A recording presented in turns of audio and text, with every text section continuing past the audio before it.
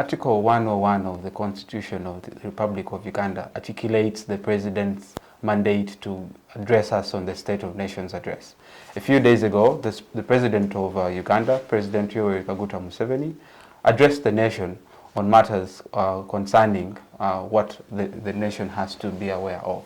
But besides that, the question is, did the State of Nation address actually address the state of the nation? That is something that the students are going to give us that perspective in tonight's discussion. So joining me to discuss this very detailed topic is a panel of distinguished ladies and gentlemen who will help us unpack the conversation to give us perspective to students' perspective on the States of Nations Address of 2024. Just before we get into the nitty-gritties of the conversation, I'll just quickly let the panelists introduce themselves and then we can dive straight into the conversation. I'll start from my immediate right to my extreme right and then we can begin the conversation. Lady, you're most welcome. Thank you so much, Drake. Greetings, everyone. My name is Ayeerwot Sandra Jliet. I'm a student at Uganda Christian University, Kampala campus, and I'm excited to be here.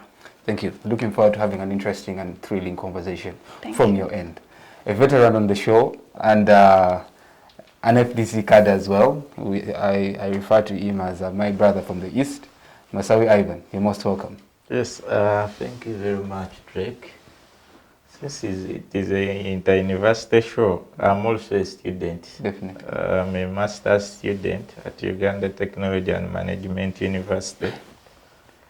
I last left here, I was only known for FDC, but the latest pressure group in the country, the Eastern Revolutionary Platform. I can see as well in the t-shirt. Headed by General Moses Vijira. Yeah. I'm the deputy president. Congratulations on so, that. I want to thank Civic TV because you're one of my big promoters. I don't shy away. Yeah. So thank you very much for hosting me here again. I look towards a great show. Thank you. Thank you. Thank you very much, Masawi, and congratulations upon your recent appointment. Is it appointment or you were elected? No, us we don't up. We come up as a team and you form a revolutionary front. Thank you. Lady with a wonderful neat path. Thank you, Drake. My name is Rose Nabwire and I'm the 27th Vice Guild President of Makerere University Business School, and I'm looking forward to a very delightful show. Thank you. Definitely it will be delightful. Let me start with the gentleman. I think today's show has only one gentleman. Okay, I'm also a gentleman, yes, but the panelist is a man. So I'll start with my brother Ivan, but also the fact that he's a seasoned politician from the perspective of the young people. So Ivan, looking at the State of Nations address, the president, of course, in fulfilling his constitutional mandate under Article 101 of the Constitution of the Republic of Uganda, goes ahead and addresses the nation. But critics, analysts have gone ahead and said, was the State of Nations address really the State of Nations address, or actually the State of Nations address depicts the state of nation of Uganda?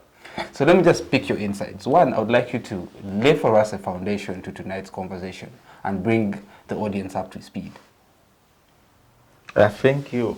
The Constitution, as you have quoted, requires him as a requirement to give an address to the nation on their affairs and progress.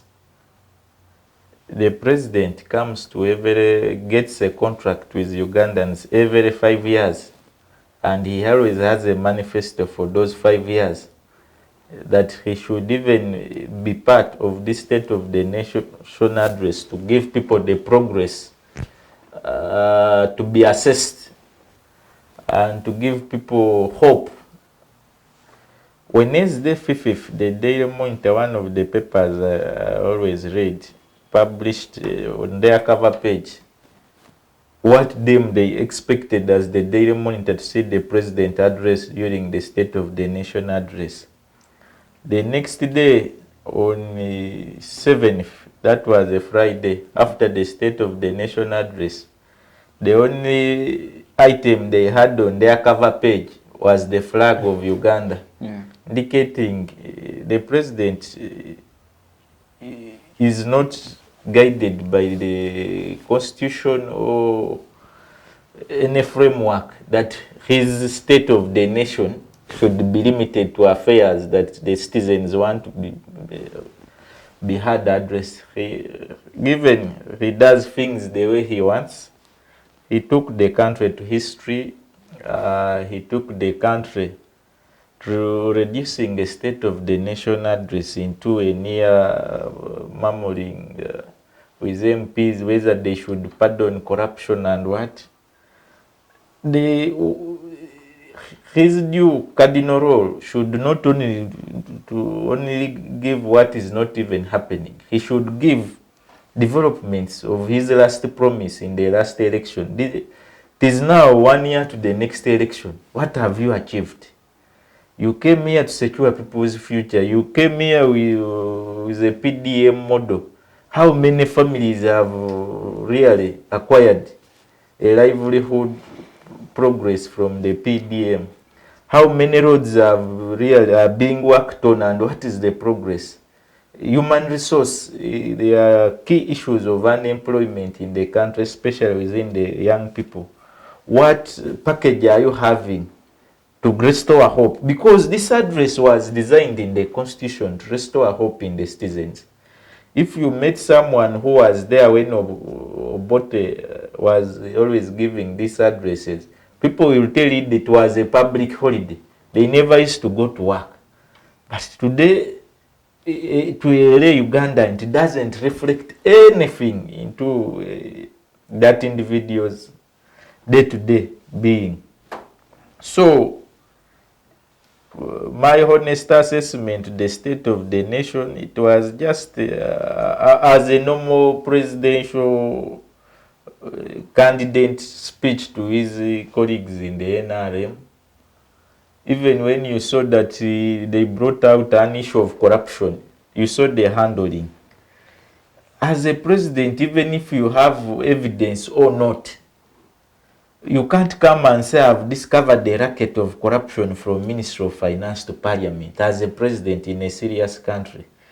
Good enough, he has decided to play wise that for him is not reactionary. He gives chance to the courts of law, to CID, to the IGG, to the Auditor General's report. I think most of Museveni's opponents underrate him. Because you've seen that even political parties have always castigated their members, even without getting any serious proof of evidence. But for him, he has always played it wise, bought time, put people into a corridor that he really wants people to be on their knees before he can actually work on them. So, given that we are today limited to the state of the nation address, I think it is still lacking in terms of packaging. Youths want to sit down and hear what activities is the country moving into in the next financial year, because the budget is being read this very day, if it is a Thursday. A budget is being read. They want to. You need to use such a speech to coordinate affairs with the country, with where the country is going, but not always drive the country from the now into the past. The country should be driven from the now into the future. So it has become a syndrome that even people he recruits as his advisors have failed because he's the one who advises them. By the time in a country which you are advising people to join farming, when you carry the vice president, chief justice, prime minister to your farm for lessons, so where do ordinary Ugandans go for lessons who don't have farms, right? So your address should not always be as if a mockery to the citizens. It should be to restore hope. We would come here to discuss that as young people, at least, or as Ugandans, at least the issue of roads. There has been this amendment and this by the state, or there has been this commitment to health care, or there has been this commitment to education. But now if you ask us what can we discuss in his address, will you expect us to discuss things of 1971 when we were not born? It doesn't create sense. All right, thank you. Let me just get to Sandra, then I come to you, Rose. I would like to pick your thoughts. When you sat down and listened or watched or even read the State of Nations address, did it fulfill or did it satisfy your expectations? Thank you so much, Drake, for that question. When I watched the State of the Nations address, to me, I felt it was quite lacking. It didn't fulfill my expectations. Like, I expected more. I expected the president to address like the things that are going on in the country, like the security issues, to talk about corruption issues that are happening, but none of that was, talked about to, how can I term it? Like, it wasn't satisfactory. It was lacking on my side. Yeah. All right. Let me just get to you, Rose. Sandra says the president's address to the nation was somewhat lacking. She expected the president to talk about corruption, to talk about security, all that. And last year, the State of Nations address of 2023 had 17 points. And one that stood out for me was point number 14 that focused on corruption. This year, when the president was addressing, he says, if at all is to handle all the corrupt, who shall he work with? But besides that, we shall delve into that. I'd just like to pick your thoughts. Were your expectations as a young leader in Makerere University Business School met? Like Ivan had said, how the president spoke of the past and not the future, to me, it partially met my expectations, because he told us what he had achieved and how they had achieved it, and then he posed to us the mandate, us the Bazukulu, to come on board and try to figure out the best ways certain things or objectives could be achieved. For example, like education, how can we achieve the Bonaba Some initiative? To me, I felt like Uganda is more of like a capitalist nation, yeah? So the privatized areas tend to outcompete. The privatized schools will be better than for example, the government schools. They produce better services. So how are we going to do that? How are we going to make sure that the Bonaba Some, the free education, everyone desires to have it? We shall definitely have to look at the basic education, that is the primary living education. Try to maybe find the best measures, invest more in it, encourage people to take up initiative. And as a nation, we shall attain certain things. Because when he was speaking about in his past how they came together as Uganda, NRM, patriotism, it started with patriotism, then it went to Pan-Africanism. You look today, you us as the youth, what's going to be our obligation? We are supposed to find a way of how, maybe if the State of Nations address isn't supposed to be more like a campaign speech. Yeah. Because our critics argue that the address of the president seemingly seemed like, one, it was more of a campaign speech. Two, it was a lecture on history, on what NRM has done in terms of its principles, but also a lecture to African leaders as a whole. Does that address the actual needs of Ugandans? But remember, when he posed the question to us, of what is the way forward? How are we going to attain free education? Isn't that his responsibility as the president to provide us with the way forward? Yeah, he's supposed to, but then he can come, like he needs the whole of Uganda to work with him. Okay, thank you. Ivan, yes. It looks like we have a young NRM cadre here who doesn't want to agree. This is a swagger one, not a young one. It's okay. I have gone to the bush. I think it's very okay. Me looking activist, but all right, Ivan, let me just get back to you. The typical State of Nations address, first of all, addresses what the country has achieved in the past financial year. That is, this is what we presented to the country that we are going to do in the financial year 2023-2024. Last year's State of Nations address had 17 key areas. Among the 17 key areas, this is what we achieved in objective 1, 2, 3, 4, 5, 6, up to 17.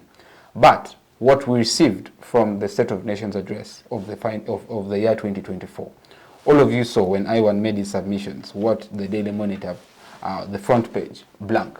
That is just symbolic that the State of Nations address entirely did not tackle the expectations of many Ugandans. So ideally, if that is the case, what we have at hand, the President, one, took us on 3 important historical missions. 1, he talked about prosperity. 2, he talked about security. And 3, he talked about brotherhood. Now, of all those, it takes us back of how it informed their historical battle to take power from UPC and Kabaka Yeka, who he argues that centered around religious and tribal sentiments. But let me get to Ivan. Ivan, be as it may, we were presented with State of the Nations address that focused on, as critics term it, a historical lecture, but also an address to African leaders to, follow those principles. As Ugandans, do you think the office of the president at this point in time is swaying away from his actual responsibilities and moving more into a point whereby he's focused on ideals and not on the reality? Thank you. You know, if you get these speeches of Kyankwanza and compare it with the one of Kororo, the difference is very little. But coming back to your question, I don't know who is his offer, because really, by the time you write a State of the Nation address with 9 pages of history, but you start with 3 paragraphs of saying we today produce sugar from 60,000 tons to 600,000 who will consume. By the time you start on point and then disappear from where you are supposed, I don't want to lie. Today's generation wants to see the issue of economics being addressed more than history. What is making people more miserable today and stressful? They want you to hear things they spend their money on. Issues of security. No one wants to employ a security gun in his compound because of a kick which we will get on the street. Or the kick has become rampant. No one wants to take his kid to a UPE school. They are not sure if the kid will excel. No one wants to fall sick and go to Mukono General Hospital and find she can't get the treatment she wants to feel as a Ugandan. But she's paying taxes. No businessman wants to start a business today, but his turnover can't meet the IFRS requirements. In terms of sales, he is saying he's being suffocated. Whether the taxes are regressive or progressive, no one wants to be in a country where he feels the core basics of life are so that expensive, are not given priority by government. A road network that if Uganda cranes had a match, you staying in Mukono, you reach home tomorrow morning. A distance of only 15 kilometers outside Kampala. So, to discuss Museveni, sometimes even when you watch yourself, you feel sorry for yourself. Because this very discussion, we can carry it forward to next year and to remain fit for purpose. I doubt if anything will change in how you do issues. But I think as a young group of people, we need to demand better, especially in being objective on issues that touch a basic Uganda. Because other countries at this moment, when Ruto steps up to address the state of the nation, Kenya still has security issues of gun violence increasing and the likes. But you will hear he stand on the latest technology adoptions in the country and investments. You will hear he stands on how infrastructure is progressing, which companies have been contracted to do certain projects and how the projects are progressing. You will hear him giving accountability on what they promised in their common man's manifesto. Even when some of these are lacking in terms of substance, but at least you will hear messages of hope. When you turn a time to inspire people to hope, to educate them, then you lose it all. No one wants to learn when he's broke. No one wants to learn when he's sleeping hungry. No one wants to learn when he driving around the city every 3 months you need to change tires. No one wants to learn when he knows he has to steal other people's money to be corrupt in order to also join a certain class of Ugandans that are doing well. Is why now he asks himself, if I don't tackle the corrupt, whom will I work with? He has intoxicated the country by offering people survival. You can't be a president and you make such a statement that the country is so limited to people who are honest and not corrupt that you now need to only operate with the corrupt. It means you've given us an identity. But Ivan, on the point of the corrupt, the president says he's going to deal with them, and he's going to deal with them right. On Monday, there are stories developing that there's a list of members of parliament who they have codified, who have been summoned to the CID for questioning, but also later on to possibly arraign them before court. As he at last, maybe the president started acting upon corruption. We saw what happened with the Mabati saga. He went ahead and called out Honorable Agnes Nandutu and the likes. Has he at last maybe opted to I told you Museveni is a very wise fellow. That us who have wanted to overthrow him, we have underrated him and delayed what we had wanted to achieve. He's trying to, even you saw the Mabati saga, he victimizing two individuals to portray that his whip is working, that the cost institutions are working, then the very individuals still remain in positions they were holding until time for his reshuffles comes. He's good at playing games that buy time. But when you're operating a country like your family, then that country is in trouble. It means Uganda's progress today depends on Museveni's attitude, how he woke up.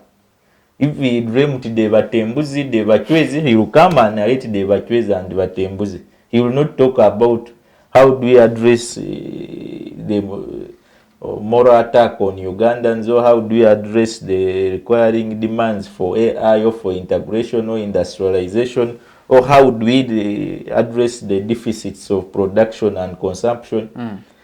Today's, by the time a country which should have institutions worships an individual, that a president has to come and says going to deal with people, then they get to, they work for 2 days and the following week the story goes silent when he pushes to another topic. Because he's not a fool, he's going to campaigns. He looks for statements that can give the electorate now to begin looking for Ajatina Mialo. Musajja Akoma, let's reinstate him. His timing is not a timing of accidents. As any political animal, he knows always the season. It is about rain. So let me begin preparing the land. I'm going to sow the seeds. So, coming back to the State of the Nation address, we respect those who write it and give him all that history. If it is him, because he's the owner, at least he should reduce.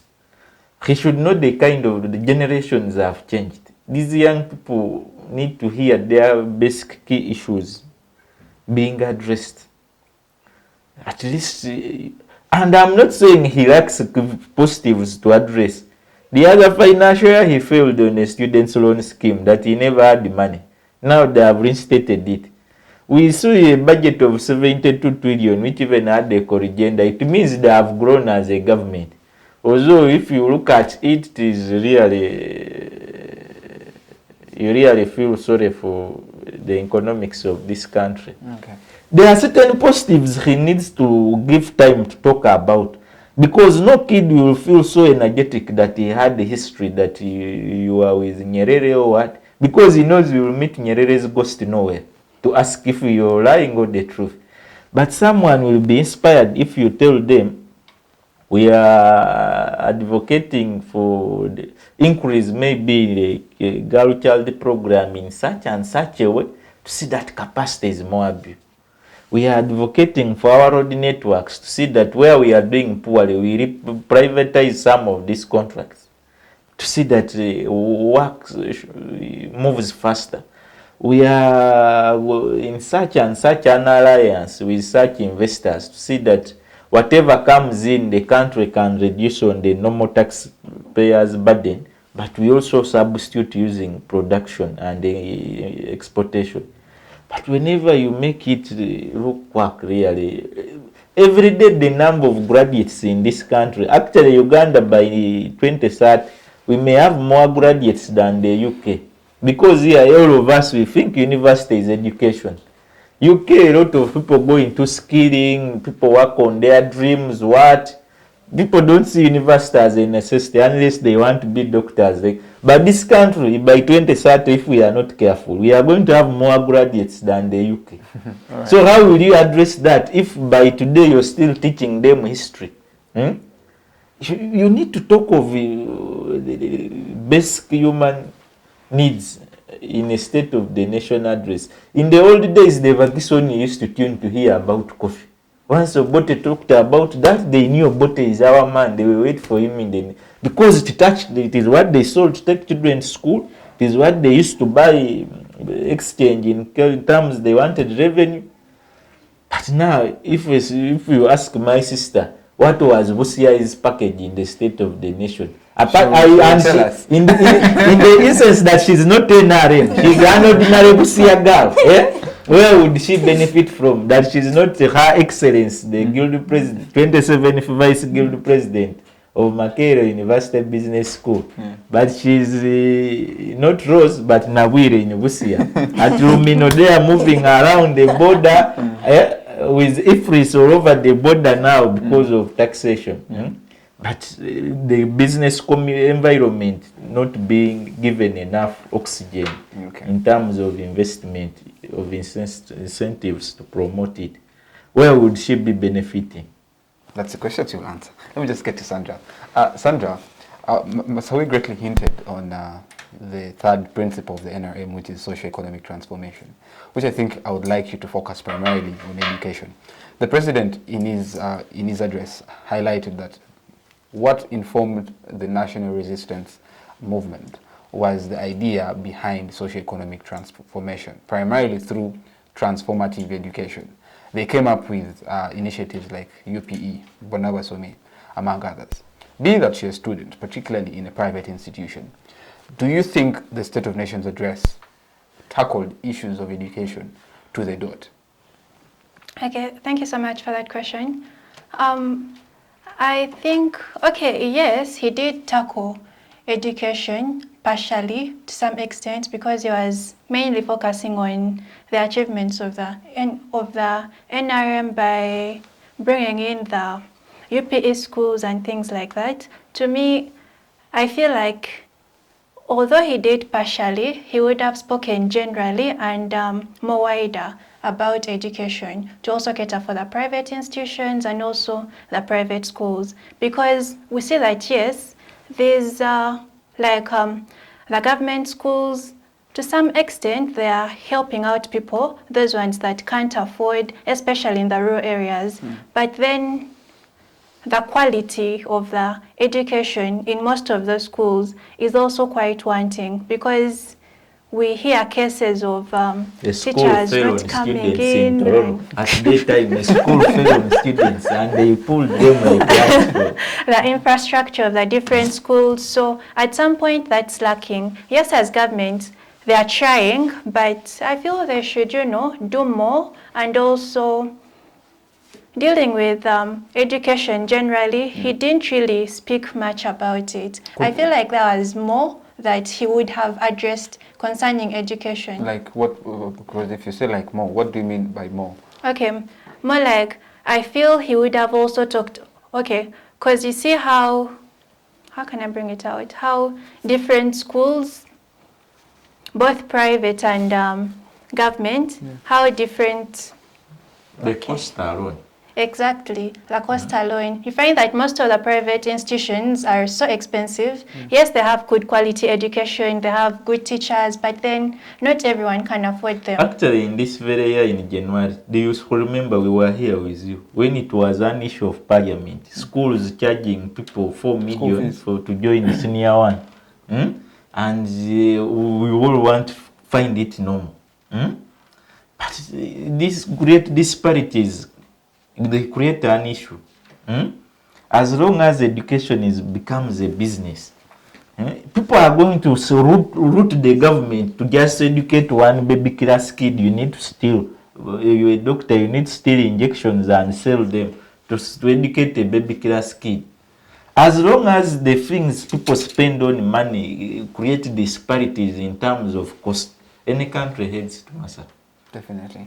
Sandra, you are making your argument. Okay, it was actually quite similar to what he has said. Yeah, so he has literally addressed all right, it. great. Rose, I'm definitely going to be a headache for you right now. Vice President of Makerere Business School. I know currently it's run by the NRM. And issues to do with education. It is something that... He's a presidential advisor. Presidential advisor on mobs at the moment. Yeah, issues to do with education is something that I think touches the core of all of us on this panel, but also very many young people out there. The country has a very monotonous statistic, approximately 77% population young people, majority of whom are children. Children who are still in their early stages of education. So you find that primary education has become expensive. Taking your child to a nursery school has become extremely expensive. It is similar to educating someone in university, or even at most cases, educating a nursery kid is more expensive than educating someone. Yeah, Chambogo was in very university. cheap in my time. So that just tells you. So when you're listening to the State of Nations address, as a student, we expected to hear cost of education. We expected to hear infrastructure development in schools. We expected to hear, yes, kudos to the NRM government. They have reinstated the students' loan scheme. But do you think even we should be having students' loan schemes if at all the government were in position to offer its citizenry quality and affordable, even cheap education? So as a president and as a leader in an institution like Makerere Business School, the issue of education seems to be, according to the State of Nations address and her submission, lacking. Kindly tackle that. And they have manifesto at mobs. Okay, my first question will be, Ivan, you're patriotic, right? Do you love Uganda?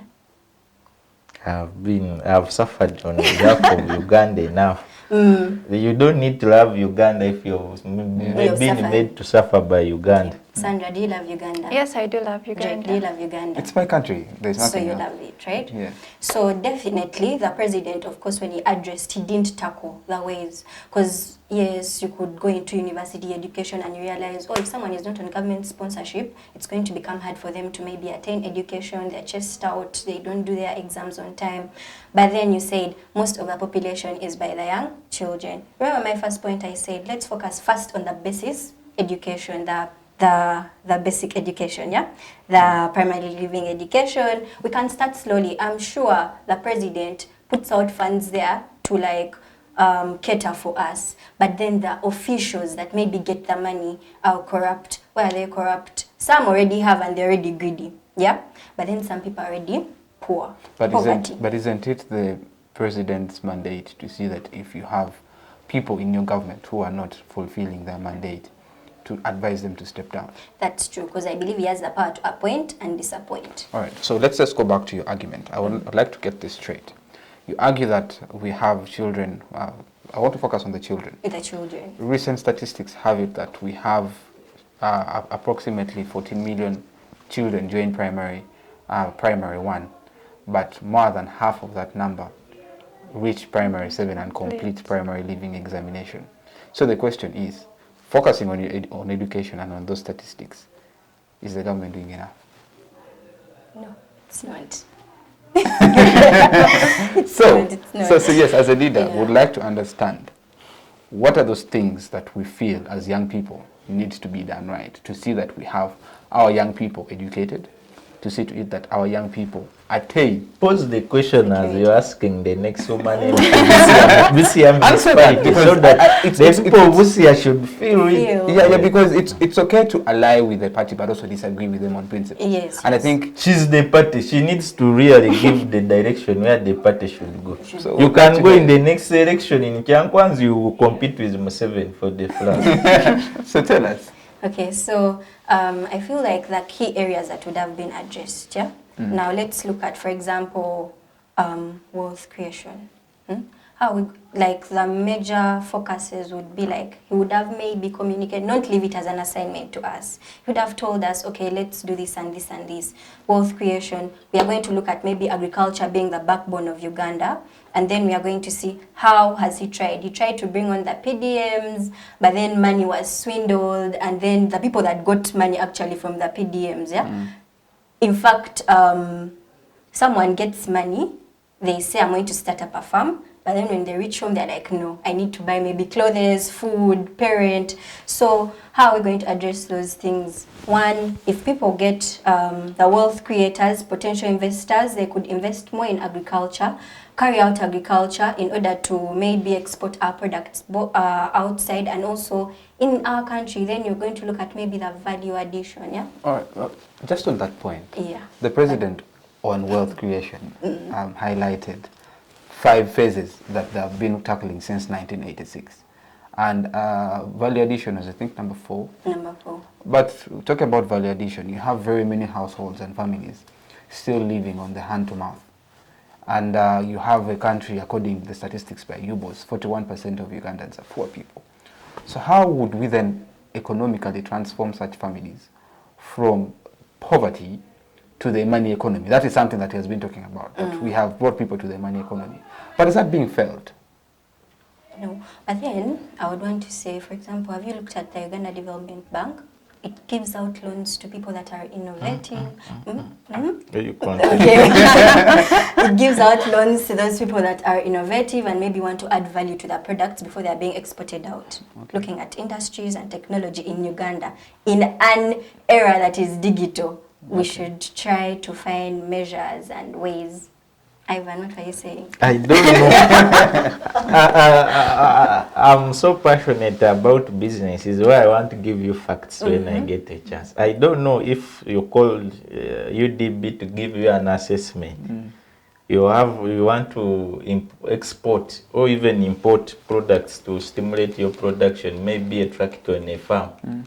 If you would qualify, given the money, that money that is always passed through UDB, they are its owners. It is already shared money on paper. You just move to a UDB bank, a normal Uganda, and ask if they will be managed even to loan you. That money is always passed in the budget. It has its owners. I speak this out of facts because I deal with banks. I also had the perspective like hers. Yes. That when you go to UDB, you will be assessed. You qualify to be given, even if you have collateral, but the money is not there in a real sense. The money has its owners. These beggars you see around the president on every function, they have also used it as their own way for survival. You reach there and even if you even pass the assessment, what leverage do you get on such money vis-a-vis even the other banks, which is so big? It would be the interest rate, which he has always said could be as low as 12 to 17. But where? It's at 20.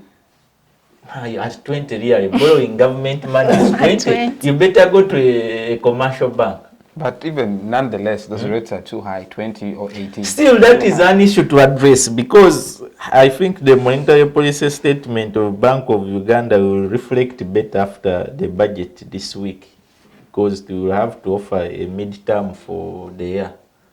But whatever they have only been addressing in the last months is regulating money lenders and what. But do you know who pushes the bank to such rates? Is whenever money lenders are not regulated, they will push the bank to a corner. The bank is not making too much money, so it also needs to squeeze the few people who approach it. Because Mobile, we adopted things like mobile money, digital payments, and what? And banks forgot in their laziness that these are things that are coming to take away their jobs and also eat part of their profit share. By the time some banks which are still lazy will wake up, like these ones, Posta, UDB, I feel sorry for government banks because they have to submit somewhere a budget so that they are funded to do certain activities. New Vision has since stopped some TVs, the Vision Group, for Luo, East TV, East and the likes, because it has no budget in this financial year. As long as a bank depends on the state's mercy and situation to survive, it is in hard times. And those are things that maybe... This area is very volatile and radical. If you're not armed, you lose. That is how dangerous it becomes. People have gone into schemes of lending people via phones. Now, whereas a bank who sits back with your 20%, 17%, you also need to pay workers. You also need to portray that you're growing to Bank of Uganda, or else you'll be discarded insolvent. You will be pushed to get someone, ensure he fails so that you take his land and collateral. Banks are similarly reducing to robbers because of the economical situation in the country. You hit all week they have captured this one is property. But it's not some are not by accident. It's why you see fraud maybe in a bank like Equity. 62 billion has been stolen, customers' money. How do you take your money in the bank and then you hear 3 people have been arrested in Equity Bank for stealing 62 billion shillings? And the banks is the one which reported they are in court. How do you gain confidence as a bank of such a bank? As a customer of such a bank, yeah. All right. Just before we go into the break, let me just bring you Sandra. I want us to talk about the wealth creation, still under economic transformation. We have had initiatives such as Myoga, PDM. In your opinion, we have had some success stories, and we have also largely had some failure stories.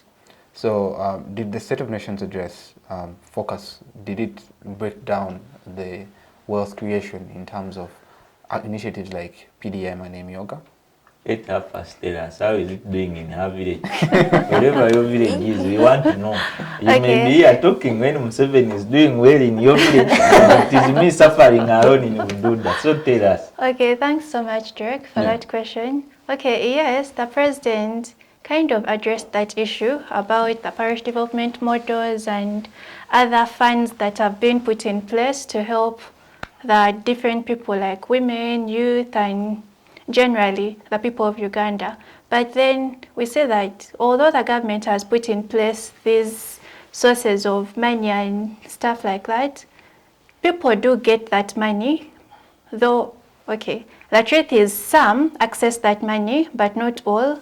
But even if they are to access it, you find that most of the people don't really use the money for development, but rather use it for their own gains and for their own purposes, and majority of them really fail to pay back the money. Because I think like the parish development model, you're supposed to borrow it like and then pay back after 2 years. But we find that those that have succeeded in do get the money, but don't use it for like development or bring up something that's going to generate more money to them. They mainly get it and do it for and use it for their own activities mainly. So at some point that's also affecting the regeneration of the money and also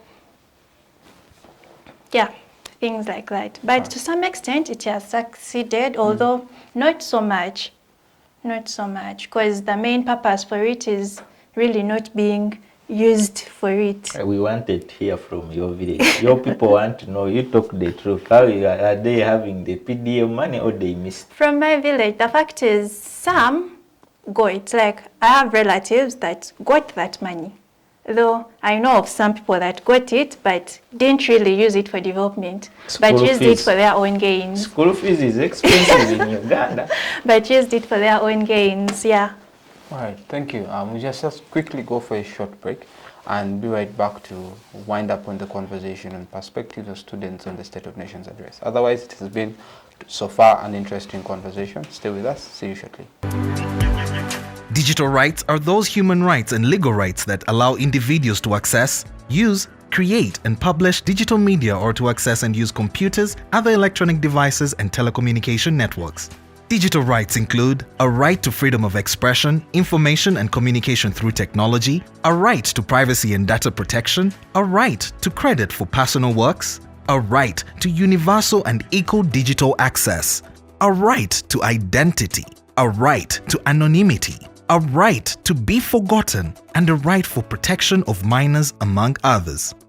The state's digital rights are frequently violated through various unfair actions, for example, blockage of websites and social networks, theft of credentials, unauthorized use of people's data for personal gain, privacy intrusion, online censorship, arrests and intimidation of online users, internet blockages, and the proliferation of laws and regulations that undermine the potential of technology to drive social, economic, and political development worldwide. It is hence every citizen's responsibility to respect rights of other digital users and to speak out or report to the responsible parties when one's rights are violated.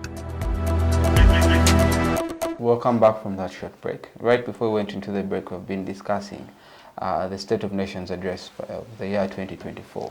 And we earlier on said that it's a constitutional mandate under Article 101 of the Constitution of the Republic of Uganda. And joining me to discuss the topic, as I earlier introduced, is a panel of distinguished ladies and gentlemen. So let me just get back to Rose. We are talking about socio-economic transformation. And before we went into the break, Sandra was elaborating on the point of wealth creation. And that is something I would like to hear an elaborative submission from your end, whether the State of Nations address ideally focused or articulated your the expectations of Ugandans on that end. Okay. In the State of Nations address, the President emphasized how we should try to have a common market, after producing the commodities that are going to generate wealth. We should have a common market, remove the tariffs, remove the quotas, and then export the commodities to other countries that will later maybe generate profit. Profit maximization, he called it what in Uganda? Okay, there is a Ugandan word he used. You want to emulate? I've forgotten. Okay. But it will later maybe draw back the profits to us, and then we find better ways. But once we have a common market, after producing our commodities, export them well with value added to them. And maybe the countries emphasize that illustration of country X and country Y. When I read through it, it was basically showing that maybe the country that incurs the least opportunity cost should produce a commodity. Let me say for Uganda, in case Uganda incurs a least opportunity cost in producing maize, it should then focus on production of maize, export the maize to Kenya, and let us maybe get our rice from Kenya, instead of us producing everything and then end up selling to people in our own country that maybe cannot even afford, and yet would have potential investors outside, people that would give us better ideas on how to improve the commodities and basically generate more wealth and prevent being a third world country. All right. Ivan, now is the time for us to talk about corruption elaboratively. Something that has had our country suffer from for some good time. If you are on X or formerly Twitter, there was a gentleman who was saying they should award him the task of killing people who are corrupt. Every month they give him 50 million, he's willing to do the task. The president in his submission says, if he's to go ahead and deal with all the corrupt, then with whom shall he work with? Does that then mean that the president has given a go-ahead for people to just be corrupt? Before I even come to the issue of corruption, you know, it is very difficult, really. Being an NRM member is simple, but discussing issues independently is very difficult. If I spare time, if you listen to the president's speech, it demoralizes more than someone who read. When you read, you will pick up some little substance that he wanted, maybe he would have mentioned. But if you just listened or watched on TV, it looked really more lacking, because he only chose the historical bit. and the background, then he jumped to the corruption. Should we give asylum? What? But when you go and read the document, at least you would find, at least, even if it is too much historical, you would know, you would see a preamble where he is, at least where he would have concentrated to reduce Ugandan time and carry people from one sentiment of reasoning to a forest which is dark. What? But coming back to the issue of corruption, I've always been here and said, corruption, it may be moral, it is an issue of ethics, it is an issue of parenting, it is an issue of the church, it is an issue of your community where you're born, it is an issue of your home. But who justifies it? The entire governance system is responsible. But why some of us struggle with Museveni is not that he's that bad. He has failed to create an environment where people can easily come to harmony with reality. Once you create an environment that a corrupt person will survive, right? Yeah. Then it is the way to go. My sister, after becoming an RDC, we always want to pass certain letters for certain people to own government property or what, so that she can acquire money easily and compete for MP. Because that is what her opponents are doing. If she doesn't do, she will be a fool. She will remain there, not growing. We are all born to grow, advance and die and go away. We don't come here to be there. I was here, I was patient. Eh? It is a natural rule. The biggest challenge the NRM has created, it has become so compliant and used it has become a habit that every government of Museveni from 1986, maybe, actually let's go from the ones I've witnessed very well. We saw Gilbert Bukenya, he was a vice president, corruption, he was arrested. We saw Mama Mbabazi was a prime minister. We saw Jim Muhwezi was a minister for security, stole drugs for people with HIV/AIDS. We saw Mike Mukula was a minister for health, they stole money for HIV/AIDS. We saw Vyandara, he ate a full Katosi road. A minister ate a road of tarmac, he ate stones and cement. That is how deadly they are. We have seen a lot of Auditor General's report pointing to ministries being corrupt. There have only been change of faces. The systems have. The government has reached a level of collecting tuition using URA account in such a country. That shows how government is struggling. By the time her tuition, which a university bursar should plan that on Monday, if we want our students who are in halls to eat watermelon, let them eat, is now collected by URA mixed with my taxes I've paid on salt. She can't eat watermelon because the requisition should take 3 months. Or should, actually a full financial year, if I'm not mistaken, for it to be approved in parliament that a mob student should eat watermelon, then from parliament to the budget, from the budget to the permanent secretary, Minister of Education, from the PS Education to High University Council at Makerere, from High University Council to our head of finance. By the time it reaches the whole warden, do you still have appetite to ulcers? So, the mechanisms NRM has chosen to adopt on institutions by saying now they collect revenues, URA. Me, I saw them as foolish. You don't deal with problems by running away. You face them in reality. People have asked me, what knowledge did you give them? But before I'll come there, I know you'll pose a question. The current syndrome of fame and popularity built that if someone is a speaker, he wants to have the influence because he knows the institution as parliament is not there. It is that person to be the institution. Because they know the executive is not there. If you want to know the executive is not there, let them announce for 1 hour that Museveni has disappeared. That the Batembuza have called him, he has disappeared. And those are his stories, but he has disappeared. They used to disappear, right? Let them say he has disappeared. Yeah. As long as individuals stand to be the ayatollahs of institutions, there are challenges. Government in this era, governments are where governments in Africa are waking up from the pre-colonial setting to build institutions, to build independent, vibrant populations within their countries in terms of advocating, activism, institutional capacity, branding.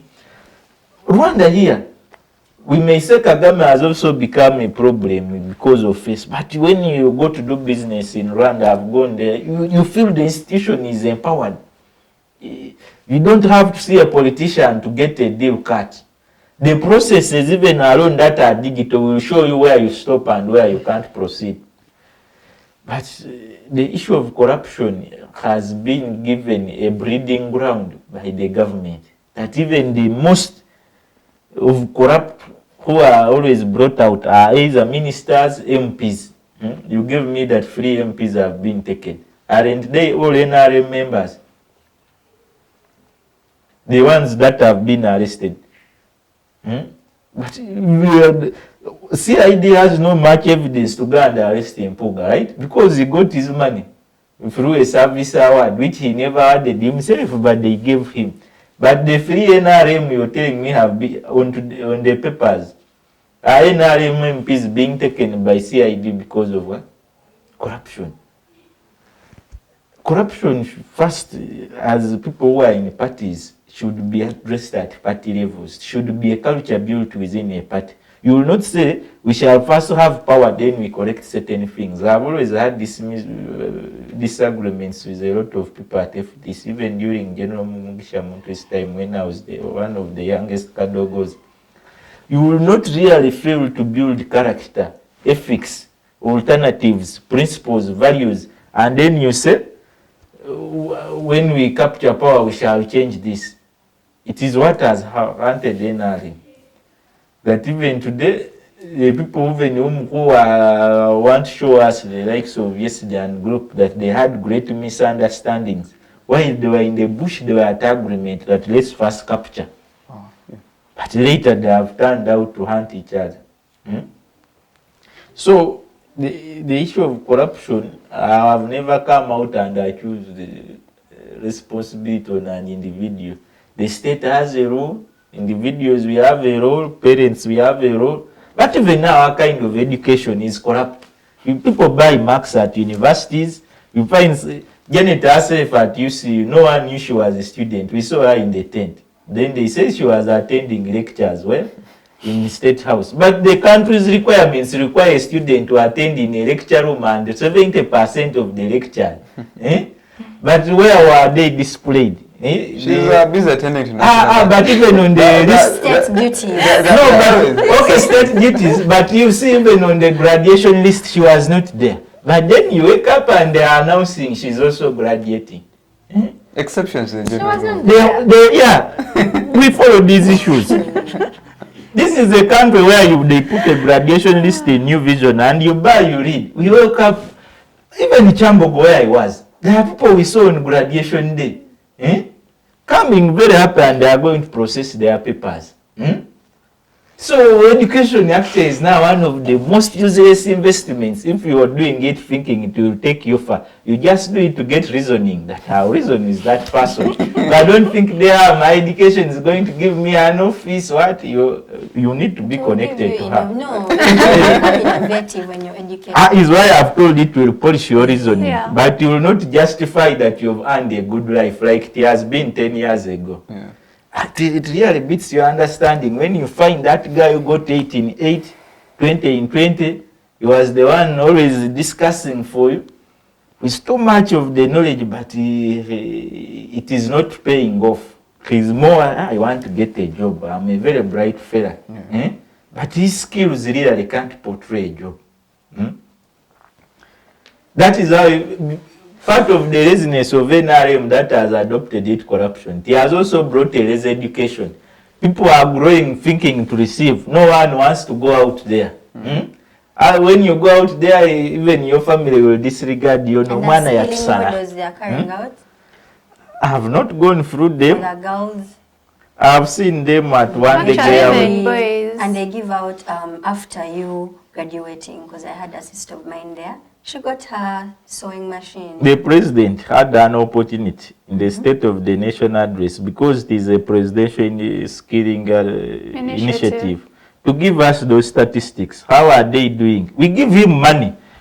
We give him money for shirts, for such initiatives, for those trousers of his, the cape, and all these issues. He needs to account. He had that chance to tell us the skilling hubs in Mbali, they have an output of this. But you know, the challenge, guys, we need to be honest. Governance is felt. It's just like being broke and wealthy. You will not tell people, if you have to leave a gag, then the other will tell you, first borrow me 50K. You say, it doesn't create sense. If you say, what money now, you don't need to talk. My brother, I have this and this. You don't know, come. Take him and the back, sort him. You don't need to shout. Governance is felt, just like hunger.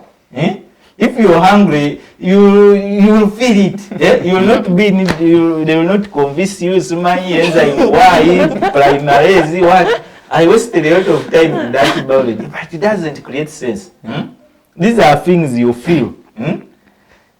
As long as your sister benefited, she owns you're wearing her shoes, you're wearing her dresses. But if even you can't buy her dresses, you go to a Chinese second-hand clothes boutique of European clothes and buy, then what have you promoted?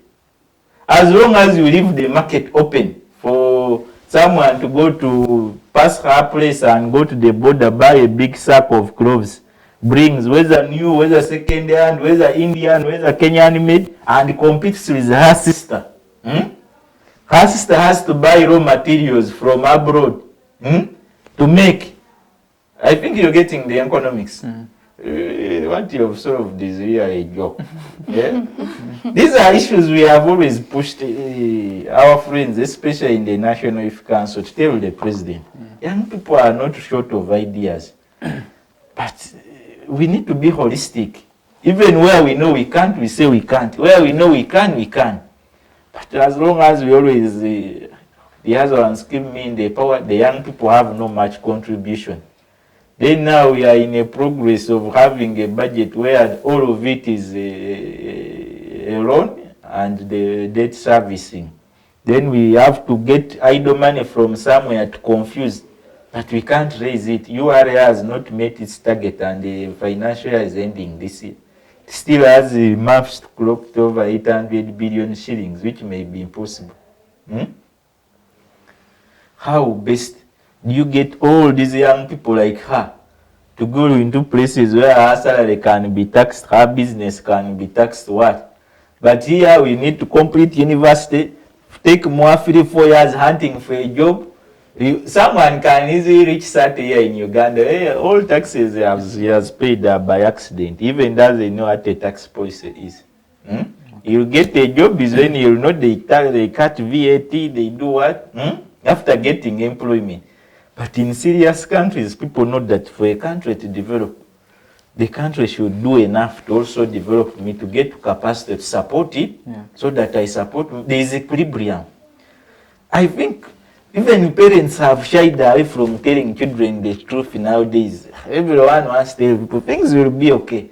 Then our friends will say, and it is worse for that one who thinks things will be okay after Museveni going. That one is in the worst place. I feel sorry.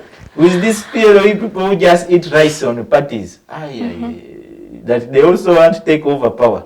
It is worse for you to imagine that the only core problem of Uganda today is even Museveni or NRM.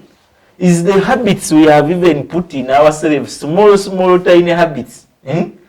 We have trends, even where there is no governance, you can easily accuse government for your problem.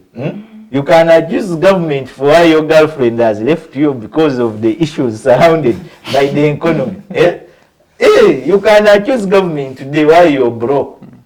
And even open a court case if you studied law at UCU and your idol. you go to court and open a case But you will not, against the government of Uganda. It's all right. Let me just, as we clock towards the end of our conversation, Sandra, I would like to pick, moving forward, your expectations in terms of the coming financial year as we close this one and move to the next. What are your expectations and your concluding remarks? Okay, thank you so much, Drake, for that question. My expectations regarding the coming financial year, okay, I expect there to be at least, how can I bring it up, more improvement in service delivery in different sectors like education, different sectors of the economy.